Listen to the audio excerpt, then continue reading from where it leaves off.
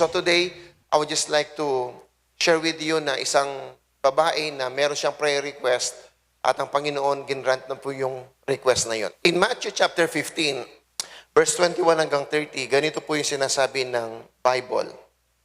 Leaving that place, Jesus withdrew to the region of Tyre and Sidon. Now, Jesus Christ has reason for himself why he did leave a certain place. Yung pong Jerusalem, iniwan po niya at nagpunta po siya sa isang district ng Tyre and Sidon. Verse 22, a Canaanite woman from the vicinity came to him, crying out, Lord, Son of David, have mercy on me. My daughter is demon-possessed and suffering terribly. Gusto ko makita po niyo yung word na suffering terribly. Yung bang may nagsasuffer tapos you can't do anything about it? Yung bang wala kang maitulong? Yung ganon, di ba? So, narinig natin yung ilang mga kwento dati, yung kanilang mga magulang, yung kanilang mga asawa, mga doctors, and other na tinamaan po ng pandemic na ito. Pagkatapos, nahihirapan yung kanilang family member, yet they can do nothing about it. Mahirap yata yun. So this woman, a Canaanite, o yung Syrophoenician woman, ay meron siyang anak na talaga hong inaalihan ng masamang spirito at pinahihirapan todo-todo. Jesus did not answer a word, so his disciple came to him and urged him, send her away, for she keeps crying out after us. Ito pong mga disciple, nakaka-bless sila. And they don't care, they just want the woman to go away. Verse 24, he answered, I was sent only to the lost sheep of Israel. Verse 25, the Lord came and knelt down before him. Lord, help me, she said. Gusto kong makita niyo yung word na Lord. Dalawang beses na niya nang sinabi yan. Yung una ay nandun sa verse 22. Balikan mo yung verse 22. Sabi ng verse 22, Lord, Son of David, have mercy on me. This woman acknowledges who Jesus is sa kanyang banal na sa kanyang harapan. Okay? Gusto kong makita niyo, that is very important. The declaration of the woman. Next is, balikan natin yung verse 25. Sinabi na naman niya, the woman came and knelt before him.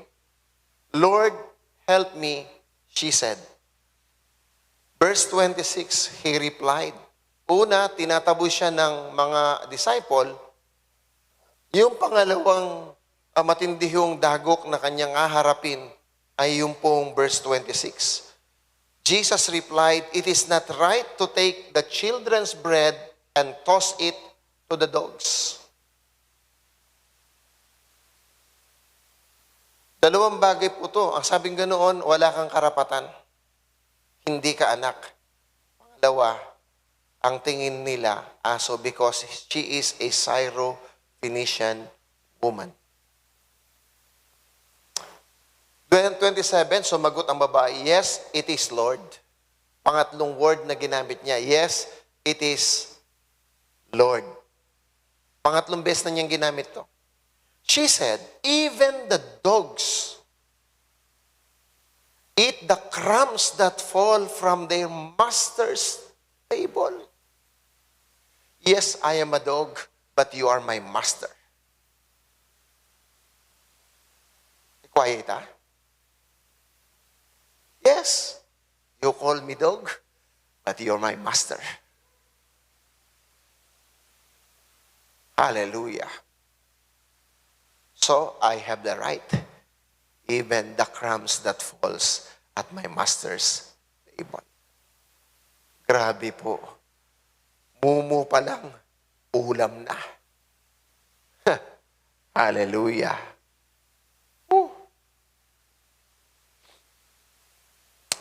Then Jesus said to her, woman, hindi na dog.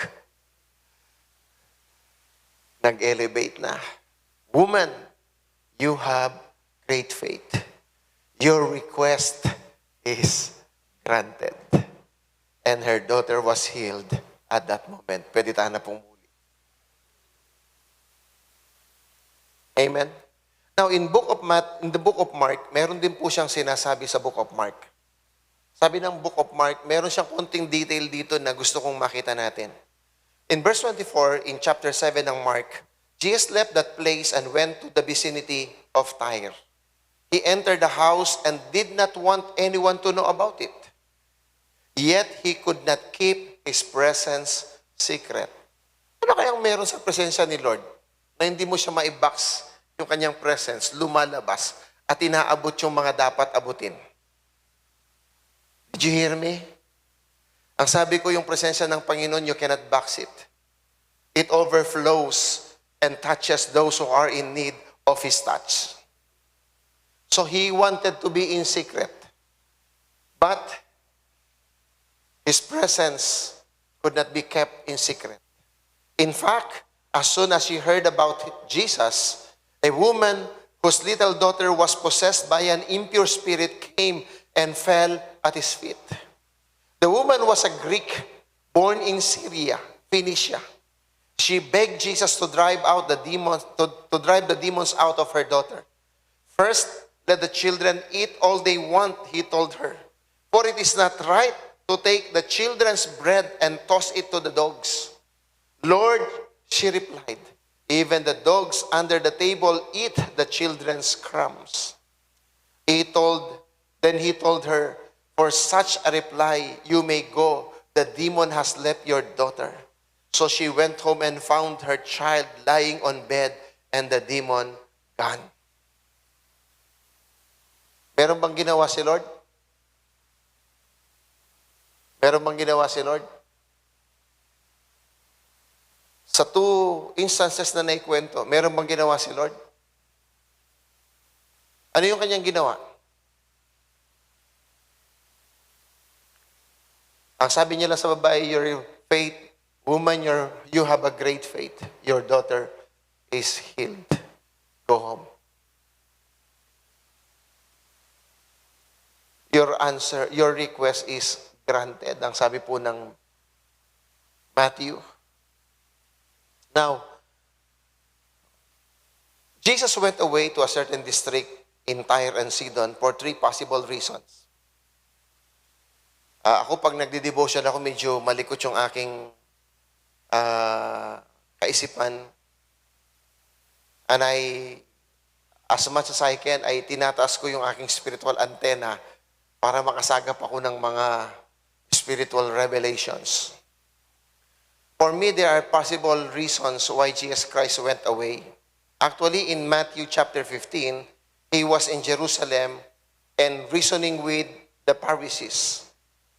At ang kanilang pinag-uusapan sa chapter 15 ay yung pong mga tradition na dapat i-keep nila.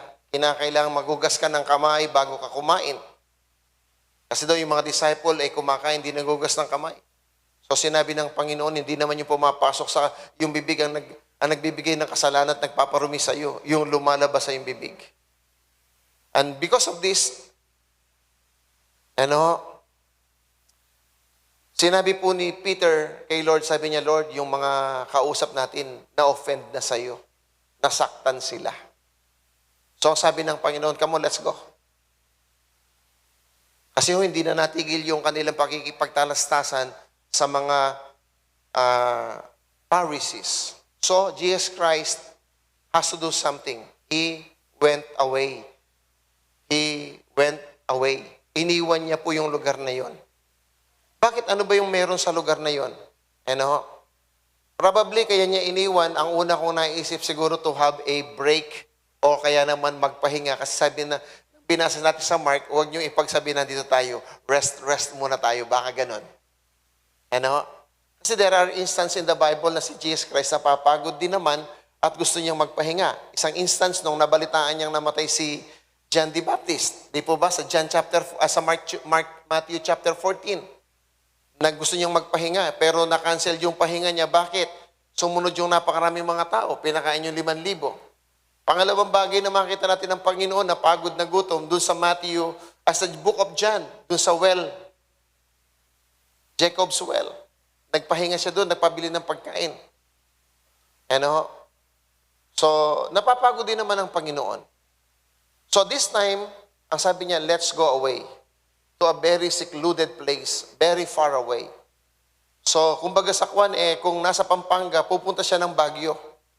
Malayo-layo, in Tyre and Sidon.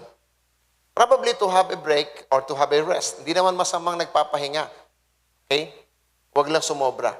To escape, pangalawa, to escape the atmosphere of toxicity. Dahil yung mga tao nandoon, puro sila mga pariseo,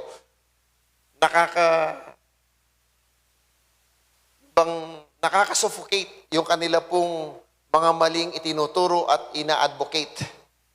Pangatlo, probably nagpunta si Jesus doon dahil mayroong pangangailangan yung babaeng yon, and in response to her faith, kailangan niyang makausap ang Panginoon to strengthen yung kanyang pananampalataya. Gusto kong makita niyo to. Kung may pangangailangan ka and you approach God, dapat ang naging resulta ng iyong pag-approach sa Panginoon ay lalong tumataas ang antas ng iyong pananampalataya. So when the woman reasoned with Jesus Christ actually is inspiring her to go to the next level of her faith. Parang ini-stir up niya yung babae. Palakasin yung pananampalataya. Ganun po ang Panginoon. Hindi kanya kinakausap para ma-defeat. Kinakausap kanya to inspire you. Kinakausap kanya para stir up yung iyong pananampalataya. To stir up yung anumang meron ka na hanggang maabot mo yung nire-required ng Panginoon. Now, nabanggit ko kanina na probably isa sa mga reason is to umalis po doon sa place na kung saan ay merong atmosphere or environment ng mga toxic people. Ano?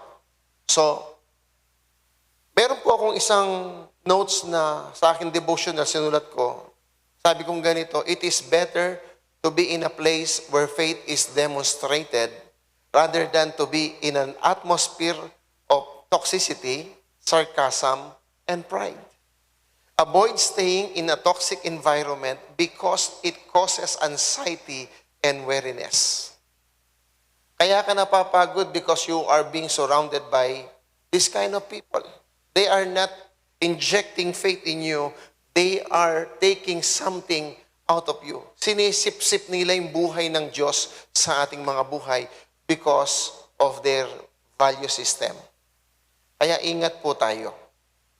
So that's why Jesus Christ went away to Tyre and Sidon. Now, in Matthew, kung magre-review tayo, isa sa mga dahilan po na bakit ko nabanggit yung kanina, kasi po talagang matindi na ho yung talaktakan po ng mga Pharisees at ni Jesus. So, he went away.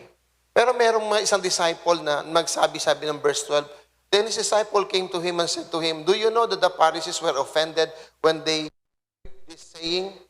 But Jesus answered and said, every plant which my Father has not planted will be uprooted. Sabi niya, huwag kami mag-alala. Kung talagang hindi naman sila para sa karya ng langit, mabubunot din sila. Nakakatakot po yung statement na yun. Verse 14. Let them alone. Pabayaan nyo na sila. Alam nyo yun? Yung word na let them alone. Huwag nyo na silang pansinin, hayaan nyo na sila. Mahirap mapakinggan yun. Para sinasabi, paborin nyo na lang na yun si kaso. Ako na papansinan din. Mahirap yun, di ba? Bilang mga anak ng Diyos, sasabihin ka, ala na kang pakialam kaya ka. Kaya minsan, meron pong ilang mga leaders, sasabi ko sa kanila, sige kayo ako. Masis kay buntok. At si dinitang tangal doon, idan ako papansinan, bangaga na kayo. Parang si Jesus Christ, let them alone. Pabayaan nyo na sila. Yung bang ganun, yung bang God is so caring, God is so loving, yet marinig mo sa Kanya na paborin mo na lang. Di ba Takot yun.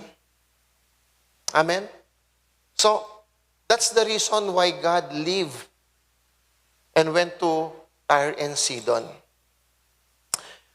Meron pa siya sinabi, let them alone. They are blind leaders of the blind. And if the blind leads the blind, both will fall into a ditch. Ang sabi po ng verse 14 ng chapter 15 ng Matthew. So, meron naman po sinabi ang Romans chapter 16 verse 17 and 18 sa easy translation. Let me read it. Meron tayo dito. My Christian friends, I want to tell you something important. Be careful about people who teach wrong things. They teach things that are different from God's true message that you learned. Those people cause you to quarrel with each other. They cause people to turn away from God. You must stay away from them. People who gives you fear, stay away from them. Verse 18, people who are like that are not servants of our Lord Christ. Instead, they are doing the things which please themselves. They speak words that seems good and nice, but they deceive people who easily accept a false message. Sabi ng Panginoon, markahan ninyo yung mga nagdi-discourage sa inyo, markahan ninyo yung hindi nagbibuild ng pananampalataya. Markahan ninyo yung sumisira sa inyong spiritualidad at iwasan sila. Ito po yung dahilan na nakita ko bakit ang Panginoon ay umalis din po siya sa lugar na yon and He went in the district of Tyre. Now, tatlong bagay po yung gusto kong iwanan as I close. Number one, yung pananampalataya ng babae, pansinin po natin. Pangalawa, yung pong mga attitude ng mga disciple, pansinin din natin because God is teaching us in relation to their attitudes. Pangatlo, yung grasya ng Panginoon na napakalawak. Okay? Una, yung woman's faith. Nakita natin, tinawag niyang Panginoon, Lord have mercy, my daughter, my little daughter is possessed by an impure spirits and he is terribly suffering. So, humingi siya ng tulong. Tapos, sinasaway siya ng mga disciple na umalis. Tapos, sinabihan pa si Lord, Lord, utusan mo na yung makuha yung babaeng yan. Masyado na yung mapanabala, masiglaya, na kami patugutan, makakabwisit na. Tapos, lumuhod pa yung babae, lumapit sa Panginoon. Di niya pansin yung mga disciple. Sabi niya, hindi naman ako nandito para sa inyo eh. Listen, when you go to church, you don't come to the leaders. You come to God. Amen. So, kung ano man yung attitude ng mga leaders natin, kung may mga, minsan, may problema din silang dinadaanan, minsan hindi tama yung naging reaction nila, huwag niyo silang pansinin. Bakit? Nandito ka hindi para sa kanila, nandito ka para hanapin ng Panginoon. Tama po ba? So, yung mga reactions sa mga disciple, hindi pinapansin ng babae because yung babae lumapit sa Panginoon not because of the disciple, but because she has a need at ang kailangan niya yung Panginoong Yesukristo. Dapat ganun din po tayo sa paglapit natin sa Panginoon. Bagamat may mga tao tayong kasama, dapat hindi silang pinapansin mo. You take yourself to the presence of God because all you need is God. So, the woman's faith, nagkaroon po siya ng matinding, napakasarap pakinggan, your request is granted. Yung bang pumunta ka sa simbahan pero walang-wala ka nung bumalik ka, dala-dala mo yung lahat ng pagpapala because you have spoken to God. At nakuha mo yung dapat mo makuha at uuwi kang pakanta-kanta. At kasaya mo, natural. My request is granted. Ninuwari niya masaya. Di po ba? Palakpakan po natin ang Panginoon. Hallelujah. So the woman heard about Jesus and saw a wonderful opportunity that made her approach Jesus boldly. Grabe po yung opportunity. Sabihin niya, pagkakataon ko, ako na ibili. When she grabbed the opportunity, some of the disciples were pushing her, but she did not let go. Because it was her opportunity. She declared what she believes in Jesus. She called Jesus Lord and Master. Pero Syrophoenician woman to. Canaanite woman to. She doesn't belong to the children of Israel. Yet, listen, faith Gusto mo maramdaman niyo to. Ang faith, hindi siya nababox ng kung anumang lahi meron ka. Ng anumang kulay meron ka. Ng anumang edad meron ka. Ng anumang natapos mo. Ang pananampalataya ay wala siyang kinikilingan. Kung meron ka ng totoong pananampalataya, ito ay aabot tatagos hanggang langit. Amen. Praise be the name of the Lord. She keeps crying relentlessly, crying, and does not take no for an answer. Yung totoong mga pananampalataya, hindi sila tumatanggap ng no. It's only yes and yes.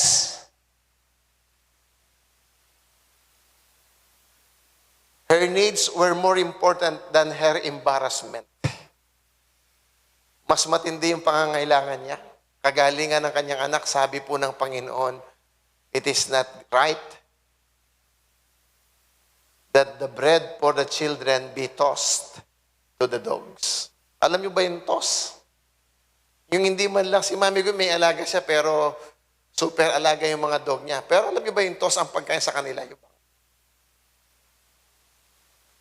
Yung dogs na nga sila, tapos maltreated pa. Ang sabi po ng Panginoon, it is not right for the children's bread to be tossed to the dogs. Very insulting. Pero hindi ho dinamdam ng babae yun. Bakit? Mas matindi ang apoy ng kanyang pananampalataya. Naalala niyo ba minsan, yung nangaral po ako dito ng yung tatlong sina Shadrach, Meshach at Abednego itinapon sa may apoy. Bakit di sila nasunog? Ang sabi kong ganoon, di ka kayang tupukin ng apoy dahil mas mainit ka pa sa apoy. Itong pananampalataya ng babae, hindi kayang pigilan. Bakit? Pinigilan ng mga disciple na insulto, pero hindi tumalab. Bakit? Because her needs is more important than her embarrassment. Minsan tayo, ang babaw natin, mas lalo nating pinahalaga ng ating pong tinatawag na reputasyon. I remember this when I was single at girlfriend ko pa lang si Mami Gwen. Nag-uusap kami minsan. Ang pinag-uusapan namin ay ganito. Remember this. As long as you have your earthly reputation, you cannot have a godly one. Did you hear me? As long as you hold on to your earthly reputation, you can never have a heavenly one. So, her needs was more important than her embarrassment. At nakita ng Panginoon ang babaeng ito, wala na siyang earthly reputation. Meron siyang heavenly ones. Hallelujah. Praise God. She knelt before the Lord perseveringly and reasoned factually. Sabi niya, oo nga po, Lord, tama po kayo. I agree with you, Lord. But the dogs eats the crumbs that falls at their master's table. Hallelujah. Sabi niya, dinikdik na yung kasalpantayanan na lalo. Lord, tutupin. Correct kayo, Lord. Because you're my master, I am entitled to the crumbs that falls at your table. Linuksuhin Ginoo. Sabi na, your woman, your faith is so great. Yung bang yung pananampalataya mo, nagugulat ang Diyos at nare-release yung blessing. Dapat ganun tayo. Hindi tayo paatras. Ang babae ito, habang umihirap yung kanyang challenges, lalong lumalaban. Ito yung mga tunay na pananampalataya. Through faith, persist and persevere until breakthroughs comes. Oh, ito naman po yung sa mga disciple.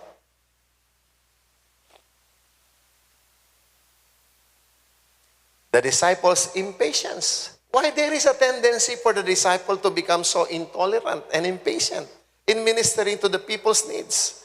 Bakit kaya? At gusto pang paalisin. Sabi nila, send her away for she keep on bothering us.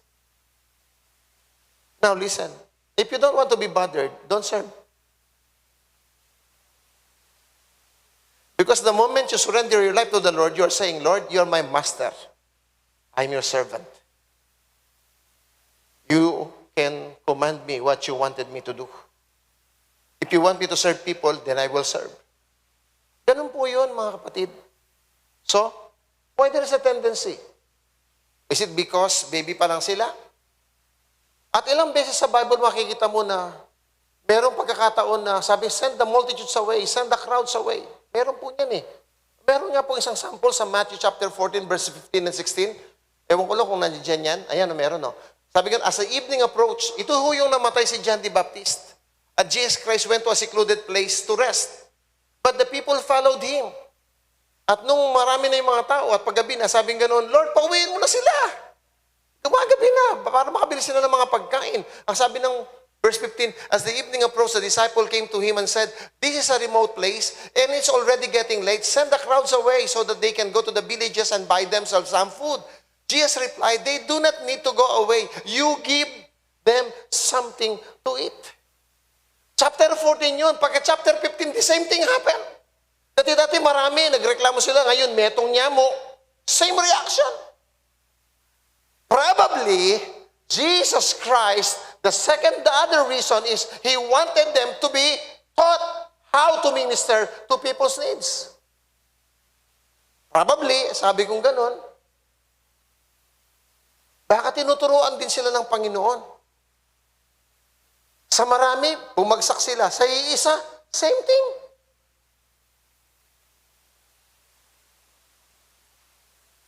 So, anong dapat natin gawin? Alam po ninyo, ang itinuturo sa atin ng Panginoon, as much as we can, let us help people. Now, ang isang nagustuhan ko dito sa Panginoon, even though the disciples are kept on failing His standards of ministry, He never condemned them. Alam ng Panginoon, one day, they will outgrow it. They will grow. Ay mga kapatid, alam mo ninyo yan, no? Yung mga disciple natin, kung may mga kapalpakan man sila, okay lang, guide them, teach them, let them grow. Parang tayo din naman, marami rin naman tayong palpak eh. Amen po ba? Kinondem ba tayo ng Panginoon? Pinagduro-duro ba tayo ng Panginoon? Kaya, pastor ka pa mo. Primary ka pa mo. Life guide leader ka pa mo. Hindi, walang ganun. God is giving us elbow room for us to grow, learn, at maging effective sa paglilingkod sa Kanya. Do you like that? Amen? Amen? So, bagamat meron po silang kapalpakan, wala kang makikitang rebuke. Jesus just gave them the room for improvement. Hallelujah. Di ba ganun din tayo? Marami tayong kapalpakan, but God is giving us a room for improvement. One day when you grow, you will realize and you need to change. Amen? Palakpakan natin ang Panginoon. So, lastly, the grace of God. Jesus walked away from toxic environment. Jesus taught His disciple the value of faith and persistence over impatience. Nabanggit ko na kanina yun. In response to the woman's faith, Jesus granted the request by healing the daughter. Let me say this. God is no respecter of person. Ang sabi ng Hebrews chapter 4, verse 16, so let us come boldly to the throne of our gracious God. There we will receive His mercy and we will find what? We will find what? We will find what? Grace to help.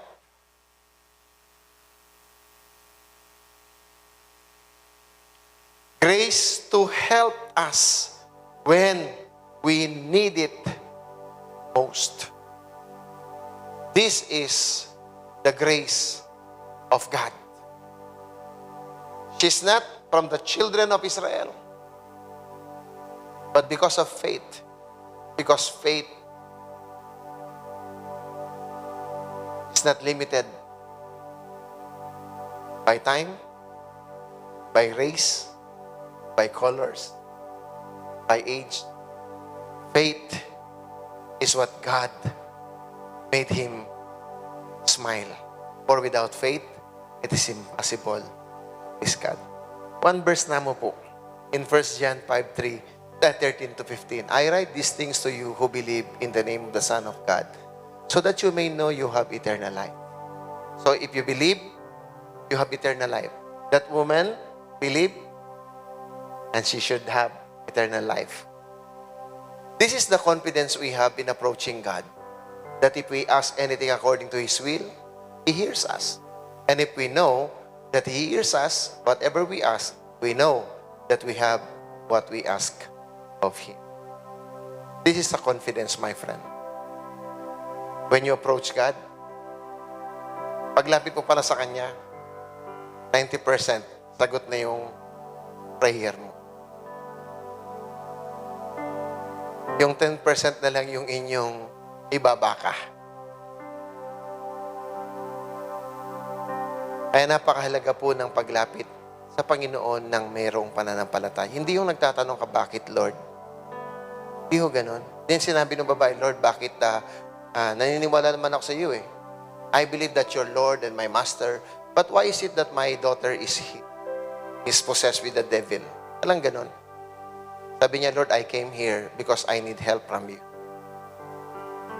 Grabe yung babae, alam niya kung saan humingi ng tulong at sino yung dapat lapitan. Ang paglapit sa Panginoon, hindi mo siya sinisisi o tinatanong. Dumalapit ka sa Panginoon simply because you believe that He is the answer to your problems. You come to God because He is the source of everything. Kaya sabi ng Panginoon, He is your portion. Amen? Kaya mga kapatid, let us change our hearts and our minds. Kung may mga tao mga kwan, let's not be impatient and intolerant to their needs. Let's just help them, encourage them. So, maraming pagkakataon po na meron tayong mga kapalpakan. Let us not dwell in our kapalpakan. Amen? So let God be God in our lives, in our needs. Thank you, Lord Jesus Christ na hallelujah. Dahil dumaan man po yung bagyo, I'm still overwhelmed and thank the Lord na nawala sa atin. Meron pong nangyari sa ating maganda. Meron na tayong antibodies. Amen? Praise the Lord. Let's pray. Father in heaven, today we thank you sa iyong kabutihan sa aming mga buhay, na katulad ng babaeng ito, ano man ang aming pangangailangan, when we step in front of you by faith, our request will be granted. Kaya Panginoon, sa umaga ito, palakasin mong bawat isa, pangunahan mo kami puspusin. Dinadalangin po namin sa lahat po ng mga kapatiran po namin, nagkaroon po ng mga hindi magagandang karanasan. Ang iba po ay nawalan ng minamahal sa buhay dahil sa mga karamdamang iba. Ang dalangin po namin, Panginoon, na ang iyong pagko-comfort sa kanila, pag-aaliw sa kanila. Strengthen them and bless them. Sa mga kapatiran, Panginoon, na may mga struggle, dalangin po namin ang iyong biyaya ay sumakanila, palakasin mo po sila. At allow your Spirit and your anointing to manifest and flow in our lives so that we can minister and help people. Salamat po ng marami, Panginoong Diyos, sa mga anak mo na naririto, nahuhaw na nakikinig sa iyong salita. Lord, I speak life right now. I speak your anointing. I speak your blessing. I release it, Lord, in Jesus' mighty name. Sa mga nanonood, Panginoon, I release your blessing in Jesus' mighty name. Salamat po ng marami. Itong aming samudalangin. Ang lahat ay magsabi ng Amen and Amen and Amen and Amen.